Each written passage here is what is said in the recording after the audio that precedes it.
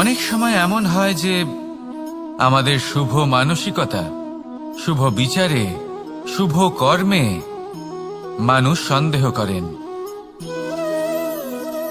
প্রশ্ন করেন, প্রমাণ চান, শুদ্ধতার পরীক্ষা দিতে বলেন, আর তখন নিশ্চিত রূপে কষ্ট হয়। আমরা ভাবি এটাই হলো জীবন। এত শুভ ভাবনা ভেবেও, শুভ কর্ম করেও মানুষ আমাদেরই সন্দেহ করেন। দুঃখ অবশ্যই হয়, কিন্তু দুঃখী হবার কোনো প্রয়োজন নেই। কেন নেই? কারণ যদি কেউ আপনাকে সন্দেহ করে, করতে দিন। সংসারে কি হয় তা দেখুন।